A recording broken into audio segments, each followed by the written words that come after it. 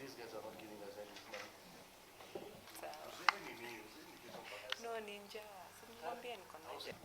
So this is the termination letter.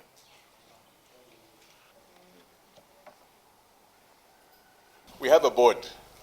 The board is made up of individuals. The board is an executive board. The board decides the track that they're going to go down. So we'll have a meeting, right? And the board will make a decision on which way to go. So it's not that we don't want cricket. We want people to play cricket.